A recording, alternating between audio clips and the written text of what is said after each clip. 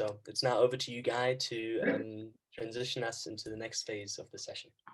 So I was just looking actually at an email I received a year and a day ago from Peter and Sina, who came up to me with a concept. He said, "We've got this idea. We think we should be looking a little bit into funding systems for DMOs. No one's really done that.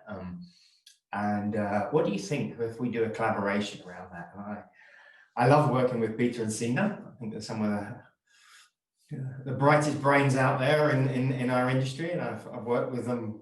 Oh God, I think I worked with you since 2008, 2009 when you're in Copenhagen in WOCO. And so I said, well, what a great idea, let's do that. So we started to develop this concept of a research. Little did we know, obviously, that COVID was to come. So it had to be kind of rethought out multiple times.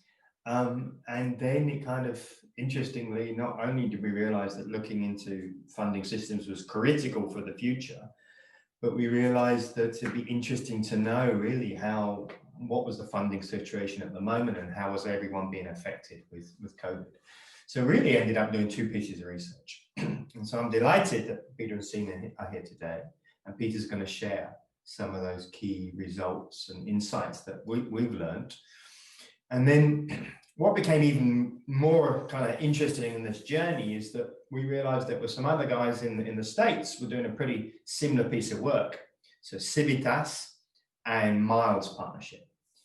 And so Peter did really nicely is we kind of aligned the research methodology, shall we say, of the two programs. And so now we have insights from the US and kind of North America, and then from Europe. And we've even created a lovely summary document, which we will share with you later, which brings both pieces of research together. So, and that's been really interesting and fun working with different colleagues and different teams and seeing how things change and how we can bring things together from both sides of the pond.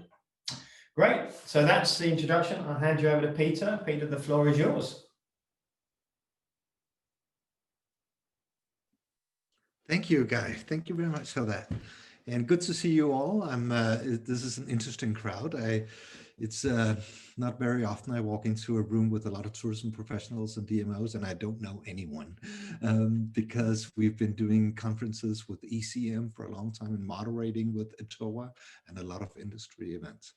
My name is Peter. I'm one half of Group Now, and my other half, co-founder of Group Now, Sina, is up there with a now famous painting because she also does a lot of conference moderation. And I'm really glad to be here today and super happy with the collaboration we've had with the GDSM on this study. I'll just start sharing my screen right now. And yeah, you should be able to see this now. There we go. So I will be talking for the next 10 or 15 minutes or so about our new study that we've done in collaboration with GDSM and ETOA for the past year. We call it Tourism Taxes by Design, and we just published all the results in a white paper, which you can find on our webpage, on our website, and I will give you the address when I go to the finish here. But first, why we did the study. About a year ago, this was before COVID, so it was sort of in another reality, you could say. We felt very much the paradigm shift that we've been seeing for years in Europe's urban tourism, where we are sort of questioning more and more the growth paradigm that we've been in, just more tourism as good tourism, and for new tourism paradigm where we see tourism not as a end goal in itself, but a means to a higher goal. And a lot of issues coming up in our industry, and you see some of them there on the screen. So we felt that there's a need to look at tourism in a new way, especially in the Nordic countries. And we also felt a shift in the funding structure among DMOs that we've seen also coming for a couple of years now. And later with COVID, that of course turned into a real funding crisis for the DMOs that sort of sparked this study even more. Finally, tourism taxes as a subject, as an agenda, just seems always to be the elephant in the room, at least in the Nordic countries, but also at the European agenda. It's fiercely debated with airline passenger duties and also bed taxes with industry. So we felt there was a need to look at this with new eyes and see what's really the potential, what's up and down, and what are the pros and cons and best ways to design tourism taxes. So like Guy said, we decided to start a collaboration on this issue about a year ago. So the guiding questions that we have for this study: what roles can taxes play in shaping urban tourism? Do they actually work? I mean, how do they regulate flows and demand in the city? Because this is very much an urban study. We don't exclusively look at the cities, but most of our partners were city destinations, and many of the cases also cities. But we also have rural and island destinations in there. Third question: can tourism taxes be designed to create a more sustainable and regenerative visitor economy? So we did a lot of desk research and data partnering with a European Tourism Association, ETOA, who have really comprehensive data on tourism taxations throughout the member countries in the EU. We did a DMO fundings survey where we surveyed 67 urban destinations. Most of them were ECM members. And also peer review, where we talked about the cases and all the results with our partner cities. You will see them in just a minute.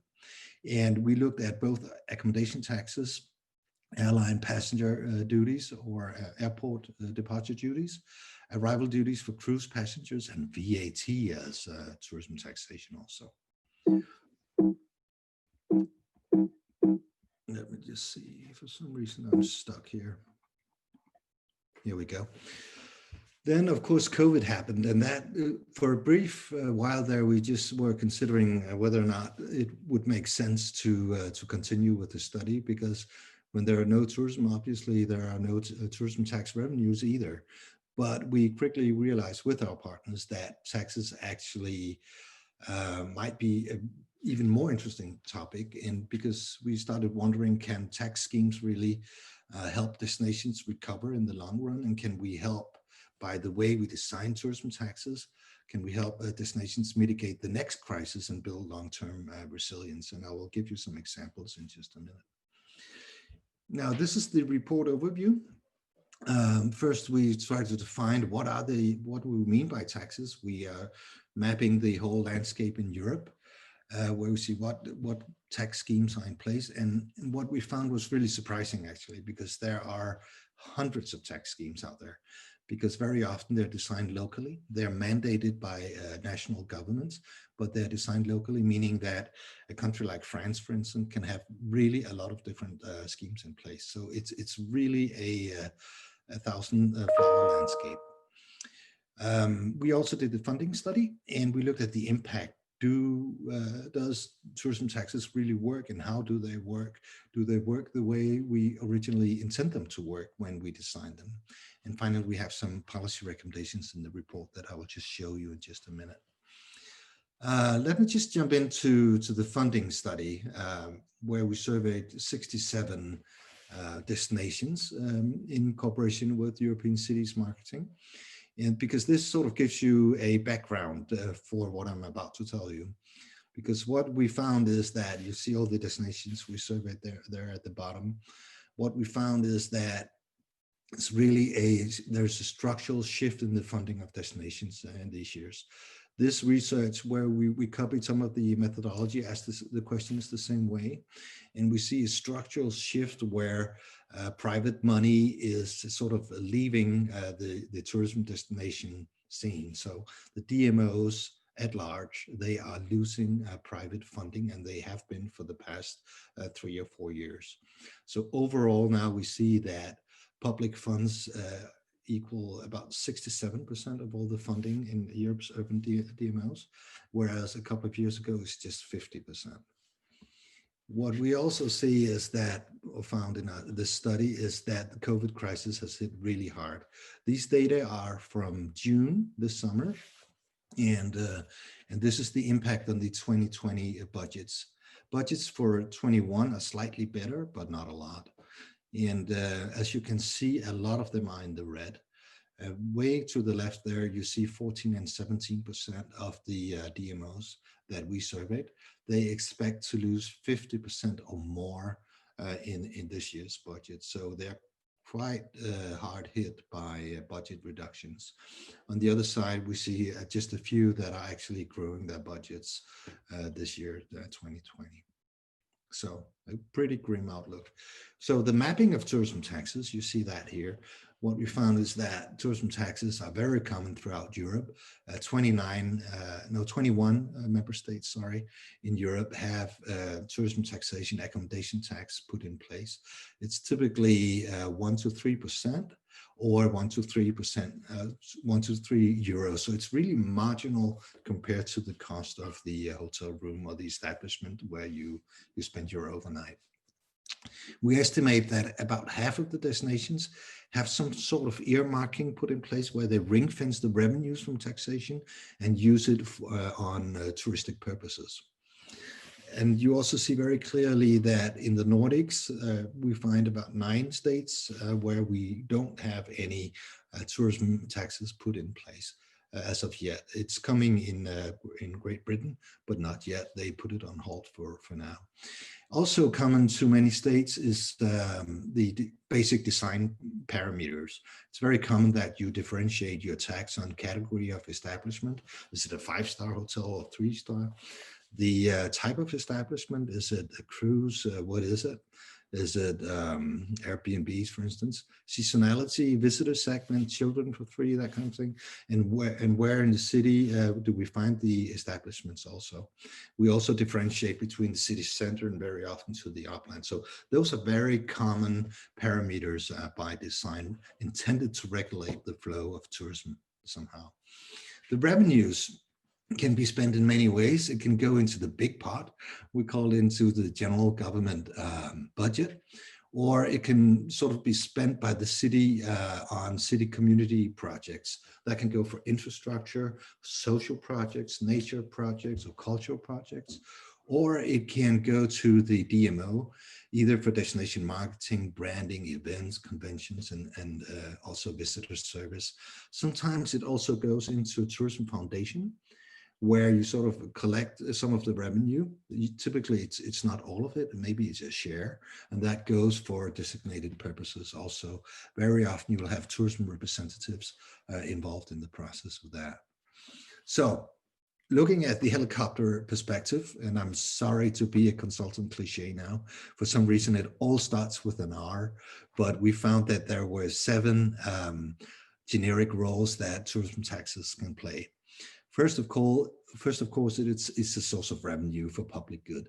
Secondly, it's intended to regulate flows and behavior, like we've just talked about. And thirdly, I'm going counterclockwise there. Thirdly, it can also, we've seen that during the COVID crisis, be a sort of relief, because we found that a lot of destinations are suspending VAT reporting or payment of VAT. They are also suspending tourism taxes or lowering VAT rates during the crisis. And fourth, it can be a source of reload where you sort of go for more tourism. And so you spend the revenues you have on growing tourism, typically on destination marketing. And at the bottom there, we have Rethink, because some of the funds, especially in places like Spain, for instance, tourism funding can also go to research and innovation of the visitor ecosystem. Regeneration, very common and growing since 2014, according to OECD studies, where we see that an increasing amount of the revenue, and also more and more destinations are spending revenue on regenerative purposes for culture, nature preservation, for the climate or the community. And I will give you some examples in a minute. And finally, for resilience, that's mostly a theoretical aspect of tourism taxation. We don't find that very often, but we have seen some examples where destinations are pooling revenues and membership fees and stuff for insurance schemes and also cancellation policies. For instance, in Florida, when they have hurricanes coming in all the time, they offer people that go for conference organizers, a guarantee that if they have a cancellation, they can come back at another time and have their conference, should they be cancelled by a hurricane. And that kind of mechanism can also be used, I think, in the long term in this COVID crisis that we're in right now. So based on all this research, we developed this model of taxation design. And we call it the 3x3 because it has, as you can see, 3 dimensions, and also has sort of 3 levels in it, or basic motivations. First, we have the demand side. That's the green. Then we have the industry side, the supply side. And finally, what we call the habitat, which is society or community at large. On the demand side, we find some where it can be about stimulating growth, where we spend revenues for tourism promotion, for instance, about flows and behavior, also to engage and connect with the consumers. On the industry side, we can suspend and compensate. We can have these insurance schemes and pooling that we talked about before. It can be about tourism innovation and also competence building, ensuring a competent and inclusive labor force. And in the final dimension, in the habitat, it can be about, again, destination promotion, infrastructure, and regenerative projects. We have sort of 3 generic goals of designing your tourism taxation. It's to grow tourism, to balance tourism, and also to see tourism as a resource for regeneration. Let me just give you some examples. Where we see tourism as a goal to grow more tourism, we see that in Slovenia, where they just added a new promotion tax. So they put 25% on top of the existing tax, and they did that to finance the National Tourism Board and the promotion activities for the country's tourism sector. In Amsterdam, and now we are talking about balancing tourism, they had, and I'm sure you heard about this, their famous cruise one-day visitor tax that they imposed, I think it was 2016, because they were just having too much cruise one-day tourism in the city, so they imposed that to limit traffic. It didn't quite work that way because it turned out that a lot of cruise ships just docked to the neighboring port cities, and then instead they were busing tourism, more cruise tourists to the downtown Amsterdam. So they got less ships, but more buses in the city after this. Also, another example how you can balance tourism is, and I love this case, this is from Switzerland, where they use the revenues from the accommodation tax to pay for free public transport passes for tourists. And this is just a great example of how you can limit the car traffic by tourists by offering them a free transport pass that they essentially paid for by themselves. And finally, when we talk about regeneration, this is a very clear example. This is the Tourism Site Protection Fund in Iceland, where revenues from the tourism taxation is pooled in a fund, and that's spent for nature protection activities. Austin, Texas, I love this example too. They are using the funds from accommodation tax to invest in the music scene and the music community of the city, and very much in line with the city's brand to be the music city of the South US. Now, the report is very rich on examples, and this is one of the more comprehensive ones. This is from the Balearic Islands in Spain. And what they did, that they just developed a really nice website where they just tell the consumers and all the rest of us how they spent the money on regenerative projects. They had really extensive stakeholder dialogue before they designed the tax. They set up this website. And what's great about that is that it gives a very clear purpose and transparency in the taxation scheme that they have, and all our research shows that it actually gives a high willingness to pay by consumers when you can see what your tourism taxes are spent for. We have cases from Denmark, Norway, and Turkey where consumers are really more happy to pay this kind of taxes when it goes to a meaningful purpose for them. Finally, we have an example here from Barcelona, which is interesting because of several things. First of all, they set down a tourism council in the city, and that's composed of representatives from all kinds of city life, organizations and communities in the city. They have academics and tourism professionals and council members all in this tourism council.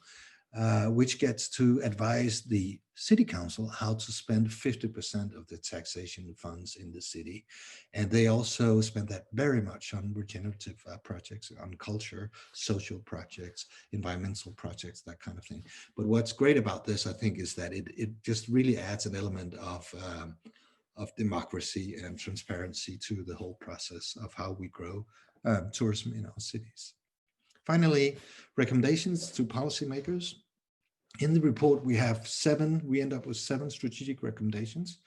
First of all, to earmark and ring fence the revenues. Instead of it just go down to the big government part of taxation and revenues, our recommendation is that to earmark and ring fence the revenues from tourism, keep it in the loop.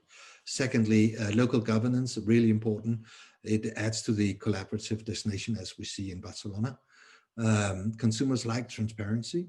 Tell consumers what funds are spent for.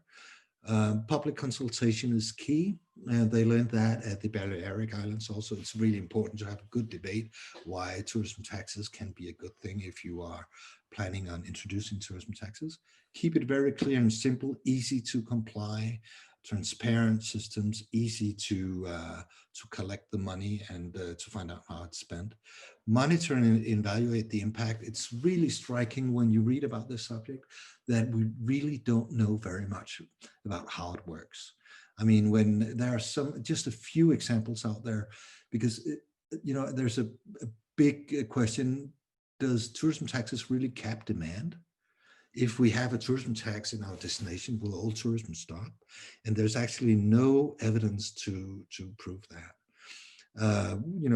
There are some examples that price-sensitive destinations might have a marginal effect, but it's usually below 1%. So it's very, very little and very hard to isolate from the growth in the market at general. And finally, when we designed this to look at both the benefits and the burdens of tourism, and especially the last thing is something we haven't done too much, the invisible burden of tourism. What is the cost of tourism in the city? And not very many cities are elaborating that in a systematic way. Barcelona is the only example I can think of, but it's a good place to start if you want to impose some of these tourism taxation schemes. Thank you very much. I hope you find this as interesting as we do. We're super happy with this result of the collaboration with GDSM, and you can find the whole report is 70 pages at our webpage. You can see the address there, I hope. Thank you very much. Thank you. Thank you, Peter. Okay, I'll open up the floor for questions for Peter and for Sina too. So please, if you've got anything to ask, maybe I'll start. Let's get the ball rolling. So I'm interested, Peter, for you to kind of share what you picked up and from the differences from the European approach that we pulled up in our report to what Civitas and Mars discovered in the States. What did what could we learn from each other? I think there are a couple of things that we learned from that cooperation, and I should say to all the rest of you that we had some big cross-Atlantic conferences where we shared all these results, and we have hundreds of DMOs in those conferences. And I think what I found interesting was, first of all, that the US side, they are really advanced on how they use data. I was surprised to see how much data they actually have real time on tourism expenditure. And for my own country, Denmark, I mean, we think of ourselves as an advanced data destination, but our numbers are really old and delayed and not very detailed. Secondly, I found that a lot of the US DMOs are really hit harder than the European DMOs. They are hit even harder than DMOs are in Europe. And thirdly, I think that they are more consistent across states than we are, because they have tourism taxes and a much more diverse tourism funding opportunities. I was very intrigued by the tourism improvement districts that they have, where they organize locally, and just decide that for instance, on a local city district, that all the shops and all the hotels and all the galleries and art museums will pay into the same pot. The city will double up, and they will establish sort of like a council how to promote and develop their little micro destination in the city. And so these tourism improvement districts, I think we can learn from that. So I think there are a lot of learnings looking across the pond. I'm quite amazed by that. I mean, Civitas has taken over 200 of these districts across the US, and it's, if I remember with LA, they brought in something like $200 million more revenue for LA. I mean, that's quadrupling DMO budgets just by changing tax systems. So I found that fascinating. It's super interesting for me. So one thing you touched on, which is obviously key to what we're about, is about measuring and reporting. Who do you think is doing a good job of measuring the impacts and reporting on that? Who should we be looking at? And you know, what are they really sharing on and reporting on? It's a really good question, and I Sina, fill in if you can, because I really can't answer that question, because for me, like I said, it was a big mystery that we don't really report on this. There are several questions. I think one is overall, how does tourism taxes really work? Do they cap demand or not? And there's some very theoretical studies out there, one by Deloitte for the EU Commission in 2018, I think, which is a super cool study, and they're really, really good, but it's also very theoretical. And the conclusion is that, well, if you have two destinations and they have the same product, sun and sand, and one is taxing and the other one is not, then it might give the non-taxing a price advantage of maybe 1% if the tax is 1%. It's below 1, okay? So, and that's really theoretical, because when you have cities like Barcelona, I mean, it's not something you can substitute. It's Barcelona. Everybody wants to go to Barcelona and eat and stuff. Then taxation doesn't really mean very much to them. Yeah. And like they said, after they imposed the taxation, was it 2012 or 16, I forget, tourism just kept growing. Did it cap some of that growth? I don't know. But, you know, it worked really nice for them. So it's a way of capturing value. And I don't know who's really evaluating that. I think they have a study coming up with the university in Barcelona. They call it the cost of tourism. And just to see what are the costs that tourism imposes on Barcelona in terms of infrastructure, you know, public support and all that. How much do they actually spend on tourism? And that's, I think, really interesting. And they came up with the very preliminary answer. The report is not out yet, but I think it's going to be out in a year or something. And I think it was 30% of the tourism taxes only covers about 30% of the cost to the city. But again, how do you do that? And I think it's, I know Megan Ebler of Harvard University is also working a lot with this. So what are the benefits in terms of jobs and income, and what are the costs to the city? I think we need to make that holistic calculation once in a while. Yeah, no. Great. Any questions from anyone? The chat box is quiet today. Okay, we're going to break up into breakouts now to kind of stimulate some discussion around this. We kind of want to focus a little bit about regeneration for that. So maybe I'm just going to ask Sina, because she's sitting there quiet. Maybe pick up one example from the report that you think of someone who's done a good job at using funding for regeneration to kind of catalyze this thinking in the breakout rooms. I think there are a couple of examples in the report, and Peter was also mentioning some of them, but the one that's perhaps most transparent and easy to access is the Balearic Islands and their sustainable tourism fund, where all the taxes are reinvested in projects that are both in terms of natural preservation, but it's also investing in education for hospitality staff, or so it's reskilling even, and so you have like quite an extensive. It's also research on the future of sustainable tourism development and so on. So it's quite an extensive program funded by the tax revenues. You've seen similar things in New Zealand as well. They also have a quite extensive tourism tax that's then reinvested, and they've even used that also in terms of recovery, and again also in skills development and in natural preservation and cultural heritage. And finally, I would say Iceland, though they've changed it slightly after in recent years. They've changed it, so it's the taxes are actually now they're still sort of directed to reinvestment, but they also go into a bigger pool of tax revenue, and then from that bigger pool they're reinvested in sustainable projects of different kinds.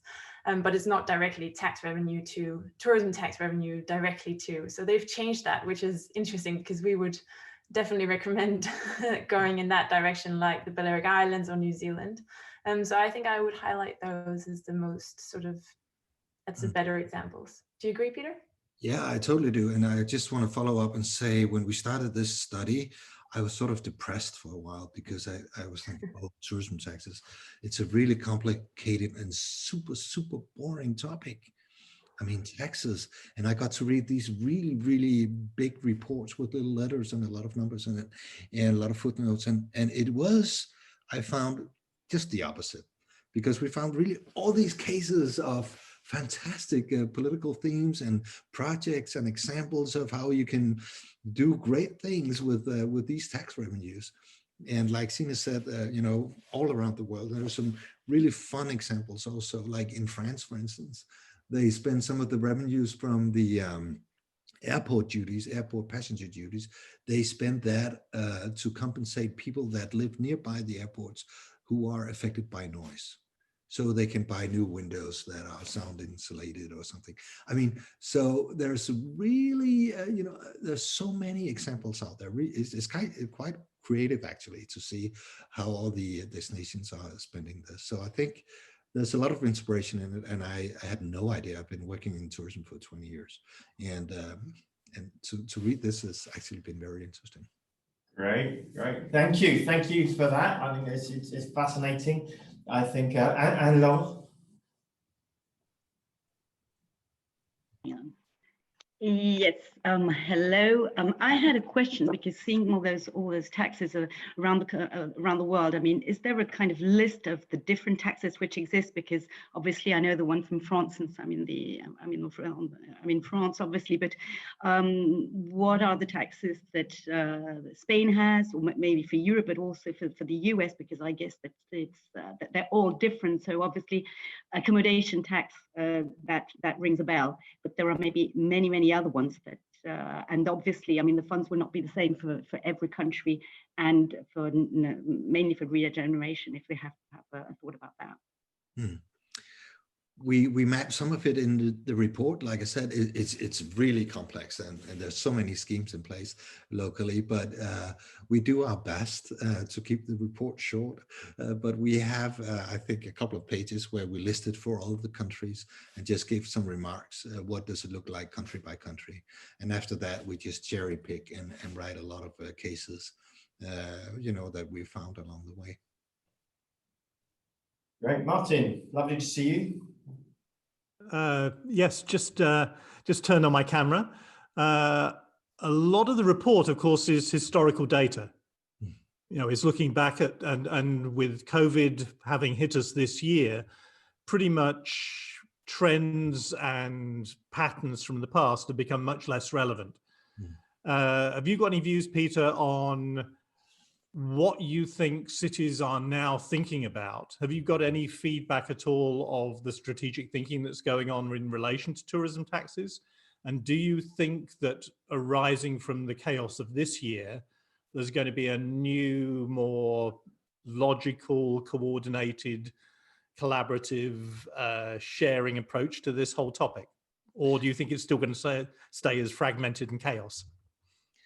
It's Sina, and you can follow up on this. I think it's a yes and no. It's both the next normal and the old normal. because in the study, it's not, there are some hints to the future. We asked 67 destinations, not just about their finances, but also what they think will come after the crisis.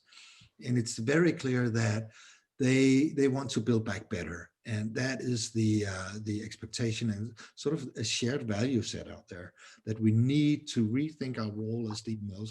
We need to build back the industry in a different way to make it more sustainable. And I think there's also going to come a lot of discussions about this, because the cost of society keeping hotels, keeping the, with the stimulus packages and all that. So I think there's a real evaluation of the contract that industry has with society, at least in the Nordic countries. However, I've also worked in a DMO long enough, Copenhagen, to know that it's very contextual, and there is, we saw that in our own poll just a minute ago, that most of you think that you will spend your recovery funds on marketing. So imagine in a year from now, you will have all these marketing campaigns out there. It's just going to be a big choir of destinations shouting for tourists to come back. So I think in the beginning, we'll see a lot of the old patterns, really. And I'm not too optimistic about that. Sina? Maybe I'm a little bit more optimistic, which is the unusual fit between us, actually. But I'm a little bit more optimistic because I do see that there's, you asking like, what do we hear out there? And the discussions are out there, and they're perhaps even more out there now than they were before. So to be honest, we were a little bit, we weren't nervous, but we were anticipating the reactions of starting to talk about tourism taxes now, where everyone is hurting. And the reception and the interest has been really big, actually, and it's based on the fact that everyone is talking about building back better, and also realizing at some point we'll have to fund that. We need to fund the sustainable development. Could this be an answer? So it's not, and also we're in the report, we're not necessarily saying tourism taxes is the grand answer we've all been waiting for. We're exploring that as a possibility. And I think, so it makes me optimistic that we're in that phase now where we seem to be exploring more openly, because we do understand that we can't go back to all the old ways of solving issues. So I don't know, I'm optimistic in that sense. Yeah, but I do, and then I think there's also, and this is maybe a little bit more on the philosophical level, but I do think that we're shifting into a different kind of collective mindset as well. We've been through this whole flatten the curve, and it all depends, by individual choice, you can impact the whole collective health. But I think that's shifting. You can see it already now from data, that's shifting into a different awareness of your own impact on environment. And even if you look at booking.com and their recent sort of 2021 travel trends, and based on their data and their surveys of travelers, there's also an increasing sort of awareness of my consumption choices, if I consume locally or not, and so on. So I think, and taxes is part of that as well. I think, we're opening it up to different ways of how can we as travelers contribute to the places that we're visiting, and we understand that we have a responsibility. So, and I know that's a little bit more on a philosophical level, but I think the mindsets are changing as well. And so I'm optimistic about that. And then I think adding to that is in the North America, we've definitely seen this focus on changing and creating local taxing systems and taxing not just the hotels, but lots of the suppliers that would benefit. And I see that just increasing in its focus in North America. So. Cool. Thank you for that very interesting discussion. I'll take us forward into the breakout rooms. I think we lost 1 or 2 people throughout this call, so I'm going to make these groups a little bit bigger, around 5 people, just to allow for destinations to be present in them. And there are 3 questions that we wish to explore here. One is, what are the key challenges for funding regeneration in your destination? Then 2, how can the funding you offer to clients link in with sustainability and or regeneration? And then 3, what are the opportunities that you see to change your funding models? And I'll send these 3 questions, because I'm sure you don't remember them, I'll add them here to the chat, and I'll also then try and broadcast them once you're out in the groups. So I'll open the rooms now, you can enter them, and you'll have around 13 minutes before I call you back to explore these questions. All right. Cool. Okay, so we had a great conversation. Not sure you did, but I'm interested to hear some of the words that came out of and thoughts and inspirations that came out of your conversation. So, you know, anyone like to just share something that inspired them and thought, oh, that's an interesting angle.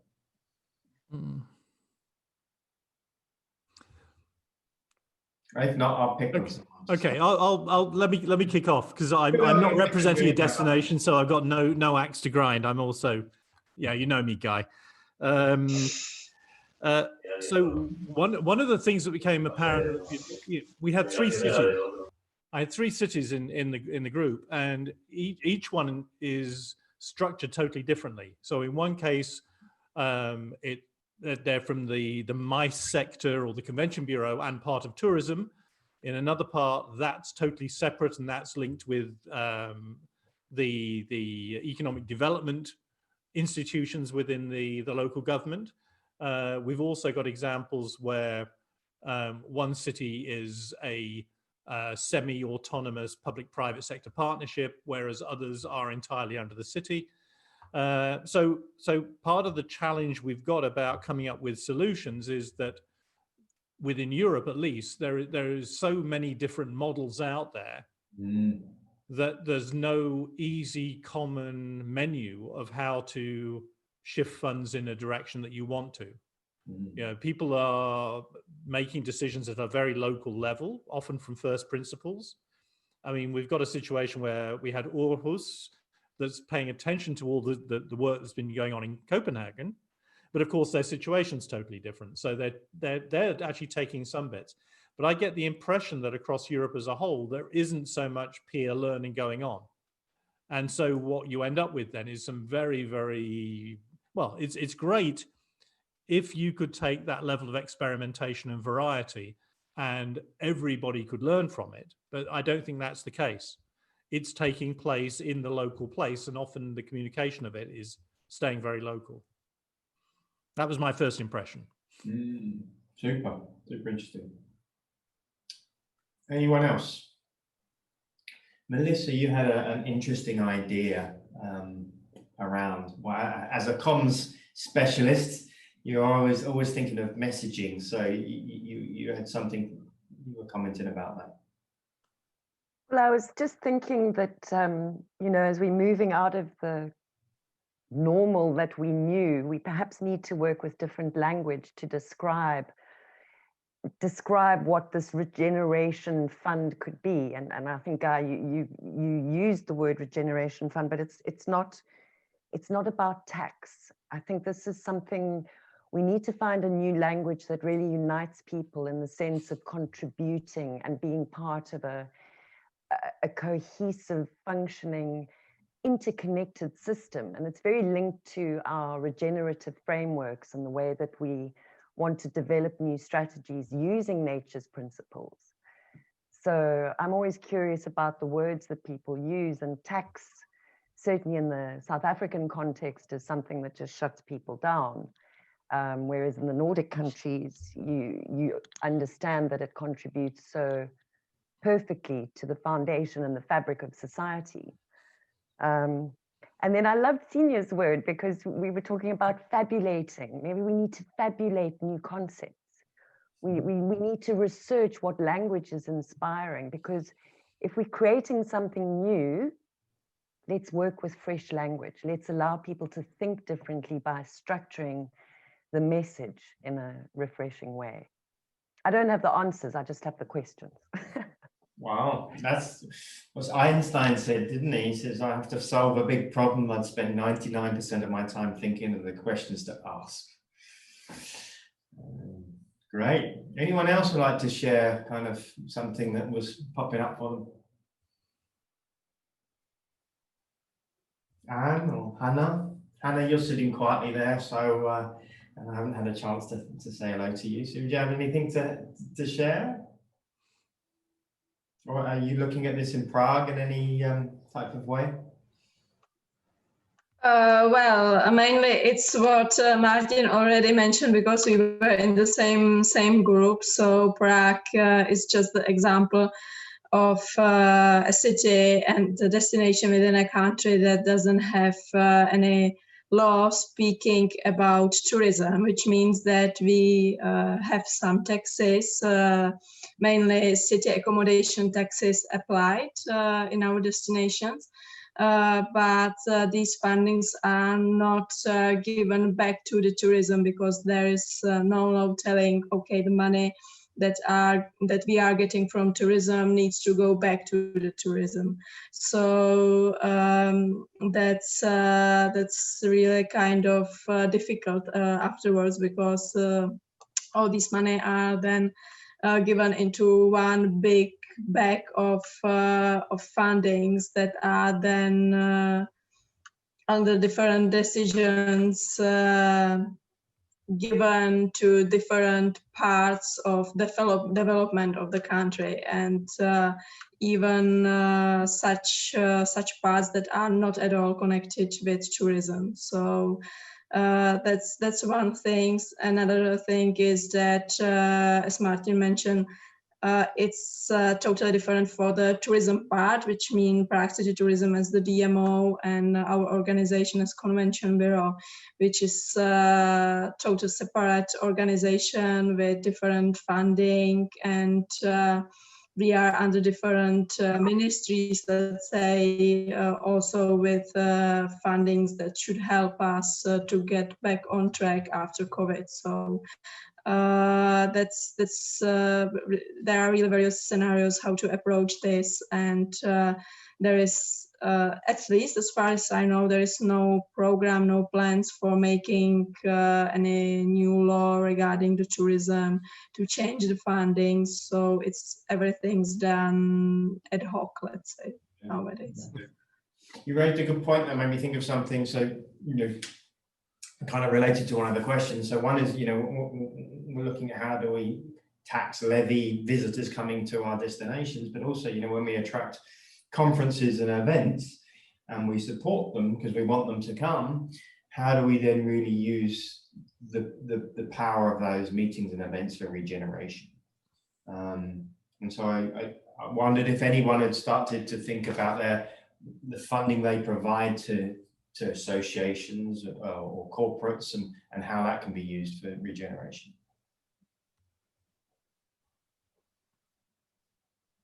I'm not sure if anyone's seen any good examples around the world of that. It's something we didn't touch on too much in this report. We looked on a little bit, but not too much.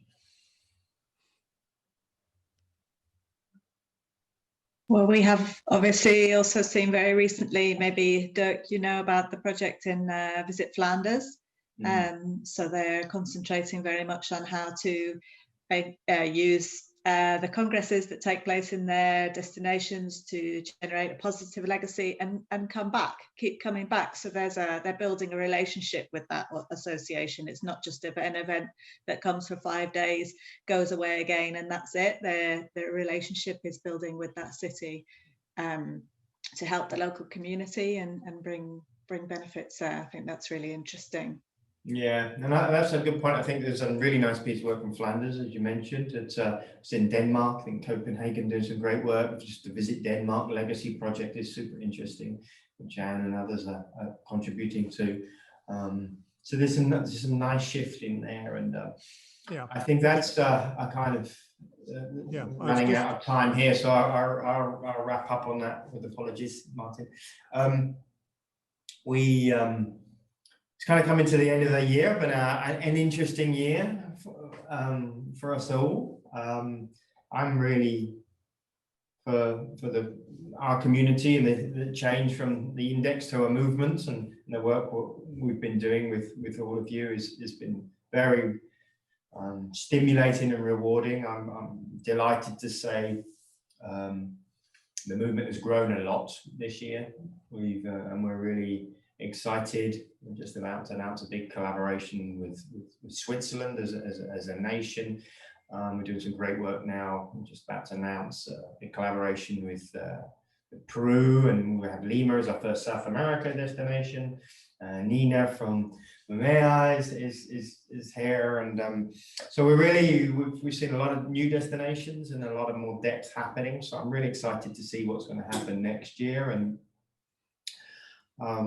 so a little bit of our work next year will be, a lot of our work will be focusing on really developing the tools to measure the impact and creating more dashboarding type tools. So kind of building on top of the functionality that you're all using in Omni, the platform, is how do we go that next step to be able to putting in more data, more dynamic live data that then can create a dashboard that can be an internal or external version to allow visitors and other key stakeholders to know what is the situation in a sustainable regenerative viewpoint for a destination. So that's a project we will be kicking off in January. Actually, we kick off on Friday. If any of you'd like to be involved with that, we'll definitely be coming back and looking for input and ideas into the development of that. So I think a few of you mentioned that data is key. We need more and better data to allow us to make better decisions. So on that note, I think this is our last chat together. Some of you, I know we've got calls with quite a few of you before the end of the year. We're looking at your GDS index results. I know it's kind of a panic for us trying to get through produce 50 reports in a month. So some of us are a bit blitzed at the moment, but we're looking forward to meetings with you if we haven't met already. So thank you very much. Thank you very much, Peter and Sina, for the great presentation, for the great collaboration. I loved working with you. We'll be following up, and thanks Martin for joining. And I guess my first time I've said it. Have a happy Christmas. Thank you. Thank you. Take care, everyone. Have a lovely Christmas.